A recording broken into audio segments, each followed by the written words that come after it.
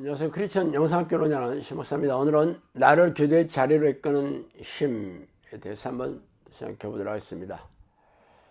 성령이 내주하는 기도로 훈련을 하는 세학을 한 지 벌써 10년이 가까워지고 있네요. 제가 20여 년 전에 하나님 부르는 기도를 시작하고 나서 10여 년 동안 기도하면서 수요를 보내다가 11년 차에 성령께서 찾아오셔서 수많은 말씀으로 지금의 세학을 준비하게 해주셨습니다. 그러나 제가 하나님 부르는 기도를 시작한 지 20여 년이 지나간 셈이죠. 이 기도를 하고 나서 제가 1000번이 넘는 기적을 통해 성령의 능력을 체험하였으며 지금은 저와 같이 귀신을 쫓아내고 고질병을 치유하는 성령의 능력으로 기도 훈련을 세학을 하는 자들을 배출하고 있습니다. 제 기도 시간은 하루 평균 한 5시간 정도 되지만 그 시간을 채우려고 안간힘을 쓰며 기도하는 것은 아닙니다. 오랫동안 기도하면서 몸이 저절로 반응하는 습관이 되어 기도하고 있죠. 그래서 오늘은 저를 기도 자리로 이끄는 힘에 대해 말씀드리고 싶습니다. 저를 기도 자리로 이끄는 힘은 단연코 평안함입니다. 제가 20여 년 전에 이 기도를 시작하긴 이유는 인생이 너무도 고통스럽기 때문이에요. 그래서 교회를 열심히 다녔으며 신학교를 졸업했다 하더라도 제 안에 성령이 계시지 않는다는 것을 인정하지 않을 수 없었어요. 그래서 성경을 뒤져 하나님을 만나는 말씀을 찾아내어 그대로 기도하기 시작했습니다. 그러나 오랫동안 기도를 쉬던 육체는 기도를 거부하였죠. 기도를 전혀 하지 않았던 터라 기도 자리에 앉은 것 자체가 고역이었습니다. 그래서 처음에는 겨우 5분 동안 기도하는 것도 무척이나 긴 시간으로 느껴져 시계를 쳐다보는 버릇이 생길 정도였어요. 그래서 중도에 포기하고 싶은 마음도 수도 없이 들었죠. 그러나 기도를 포기한다 하더라도 지옥 같은 제 인생을 바꿀 수 없기 때문에 기도의 끈을 붙잡고 버텼습니다. 말하자면 기도의 습관이 들기 전에는 기도를 유지하는 동력이 바로 고통스러운 삶이었음을 고백하지 않을 수 없습니다. 그래서 지금도 지옥 같은 인생을 살아가는 사람들이라면 그 문제가 무엇이든지 간에 이 기도를 권면한 이유이죠. 저도 처음에는 기도가 힘들었지만 매일처럼 이를 악물고 버티면서 몸이 기도에 적응하기 시작했어요. 처음에는 하루에 10분도 제대로 기도하기 어렵지만 낙심하거나 포기하지 않고 기도하면서 세월을 보냈습니다. 그렇게 몇 년이 흘러가자 몸이 기도에 적응하여 기도하는 게 싫지는 않았어요. 그러다가 기도하는 게 점점 좋아지기 시작했죠. 나중에 오랜 시간이 지나 알게 된 것은 그때 성령께서 기도의 평안을 주시기 시작했다는 것을 말이죠. 물론 평안한 마음 말고도 다른 성령의 증거는 없었어요. 그렇게 날마다 기도의 빈도와 강도를 높여나가다가 그렇게 7, 8년 차가 되면서 어느 날 그동안 기도하면서 느끼지 못한 기쁨이 솟아나오기 시작했습니다. 처음에는 몇 분 정도에 그쳤는데 기도하면 할수록 기쁨이 오는 시간이 늘어났습니다. 평안과 기쁨은 강도와 차이가 좀 다르다는 것이죠.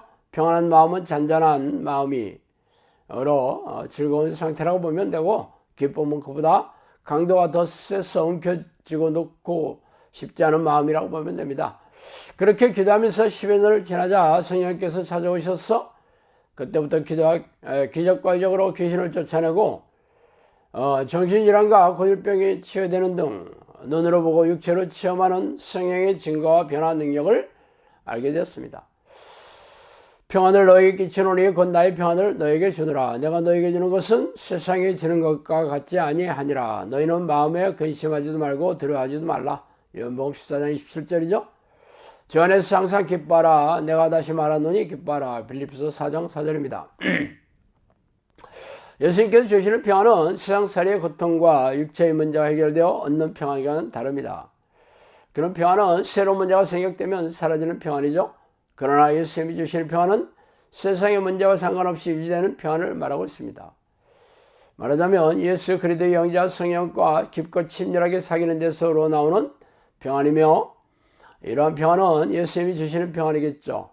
그러나 이러한 평안을 유지하려면 성령과 깊고 친밀하게 사귀는 기도의 습관이 들어야 가능합니다. 성령께서 주시는 평안이기 때문이죠.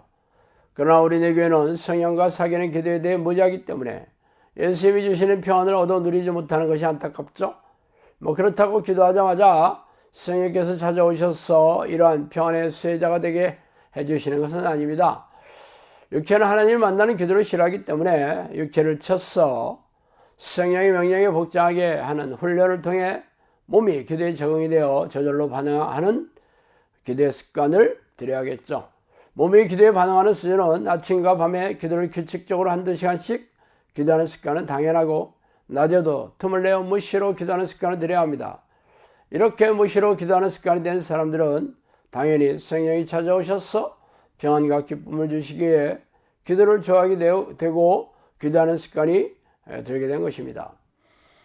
영성학교는 이렇게 성령과 내주하는 기도를 훈련시키는 것입니다. 그러나 영성학교를 찾는 대부분의 사람들은 이런 기도를 원하기보다 정신질환이나 고질병 혹은 삶의 지난한 문제로 사는 게 지옥 같아 그 인생의 문제를 해결하기 위해 찾아오는 것도 사실이에요. 그러나 문제가 무엇이든 간에 기도 훈련을 동의해야 문제가 해결될 수 있다고 하기 때문에 마지못해 억지로라도 기도 훈련을 하게 됩니다. 그러나 삶의 지난한 문제가 해결되더라도 기도의 습관이 되어야 날마다 성령과 동행하는 삶을 누리게 되겠죠. 그러므로 당신이 사는 게 힘들고 고통스럽다면 제가 권면하는 기도를 해보시기를 권합니다. 이 땅에서 평안하고 행복하게 사는 것도 필요하지만 성령과 동행하는 기도의 습관이 없는 사람들이 천국에 들어갈 수는 없잖아요. 예수님이 육체의 사람에서 물과 성령으로 다시 태어난 성령의 사람들만이 천국에 들어갈 수 있다고 선포하셨기 때문입니다. 그러므로 천국의 백성이 되려면 성령과 동행하는 기도의 습관이 필수적인 셈이죠. 어쨌든 이 땅에서도 평안하고 행복하게 살면서 천국의 백성이 된다면 이 기도 훈련이 아무리 힘들고 어렵더라도 누구나 해야 되는 기도임에 틀림이 없을 것입니다. 자, 오늘은 여기까지 하겠습니다. 감사합니다.